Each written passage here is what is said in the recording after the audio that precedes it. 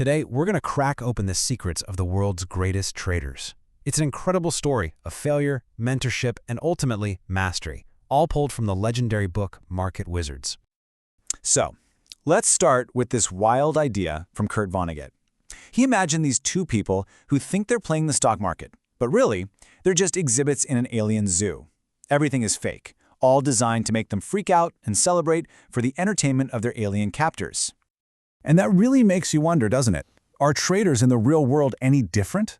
Are they actually playing a solvable game with real skill, or are they just like those poor folks in the cosmic zoo, convincing themselves that their random luck is actually genius? Well, we are about to find out. Every hero's journey has a beginning, right?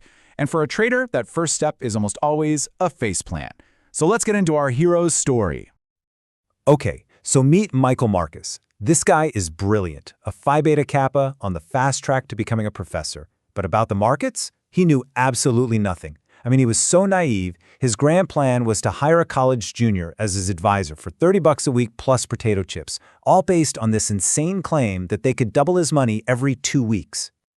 So, how did that work out? Well, day 1, his first trade loses money instantly. Day 2, his second trade does the exact same thing. And by day 3, poof, his entire $1,000 stake was just gone. He joked later that they started measuring success by how many days it took them to lose everything. And the final nail in the coffin was this supposedly guaranteed trade. When it wiped him out, his advisor John literally marched up to the quote board and started yelling at it. They had no idea the trade was a total dud from the start. It's just a perfect snapshot of complete and utter ignorance. But you know what? Marcus didn't quit. He took out a small life insurance policy and, well, he got kinda lucky. It's the summer of 1970. A huge blight hits the corn crop, and a tip he followed turned his couple $1,000 into $30,000. He felt like a genius. He thought, okay, I've got this now. Feeling like he was on top of the world, he decided to go all in. He bet everything on that same blight coming back the next year. He even borrowed 20 grand from his mom. Well, the blight didn't return. The market tanked, and he was just paralyzed. He lost all $30,000 plus 12 grand of his mother's money. Wiped out. Again.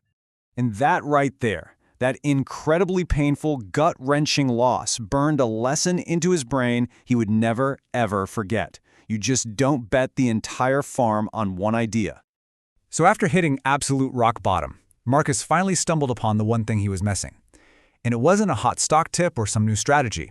It was a mentor. He meets this guy, Ed Seykota, an MIT grad who was a pioneer in trading. And Seykota wasn't just guessing or hoping. He was a systematic trader who understood the real principles of the game. And for Marcus, meeting him changed, well, everything. And you can really see the difference here. It's like night and day. The novice, which is what Marcus was, is all over the place, trading on hope and fear, trying to predict the future, betting the farm. But Seykota taught him the pro mindset. You don't predict the trend, you follow it. You cut your losses without thinking twice. You let your winners run. And you swap out all that raw emotion for rock-solid patience and discipline. So now, armed with these new rules, our hero was finally ready for his real test. And kind of ironically, his single greatest victory was actually a trade he lost. And this gets us to the most important concept in all of trading, risk control. Seriously, this is everything. It's not just a tactic, it's a fundamental shift in how you think. It's the vow you make to yourself that no matter how amazing an idea seems, you will never, ever again risk getting wiped out on one trade. This idea of a good loss sounds kind of crazy, but it's the real turning point. The author of Market Wizards tells his own story about it. He bought the Deutsche Mark, but, and this is key, he put in a stop order to get him out if it went down. Well, the market fell, his stop got hit, and he took a small, planned loss. Moments later, the market absolutely cratered. In his old days, that would have been game over, but this time, it was a small, controlled loss, and it was the best trade he ever made. And Marcus had to pass the same test. After a huge win, he got overconfident. Same old story, and bet big. The market immediately crashed against him. For 2 agonizing weeks, he was on the edge of ruin. But here's the huge difference. He survived. And he survived because, for the first time, he hadn't bet everything. He had finally learned risk control. So after surviving all these trials by fire and learning from the masters, Marcus went on to become one of the most successful traders out there. So what are the rules? What's the wisdom he distilled from that whole brutal journey? Okay, so let's boil down all this hard-won wisdom. Rule 1. Bet small. Never risk more than 5% on a single idea. This is all about survival. 2. Always use stops. Decide where you're getting out before you even get in. 3. If it doesn't feel right, just get out. Doubt is a killer.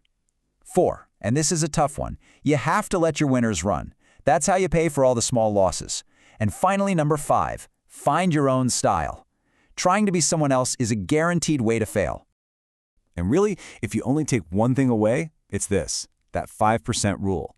By only risking a tiny piece of your pie on any single trade, you guarantee you'll live to fight another day.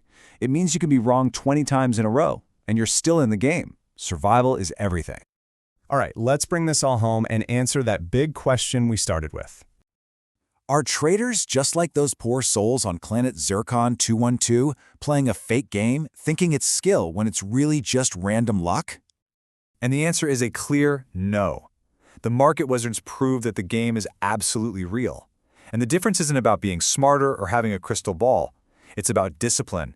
It's about having rules. And maybe most important of all, it's about having the humility that only comes from getting crushed by failure and learning how to play the game the right way. You know, in the end, Michael Marcus's story isn't just about trading. It's that classic hero's journey, from being overconfident and failing to becoming disciplined and achieving mastery. And it kind of makes you wonder, right? What challenges in your own life require that exact same journey?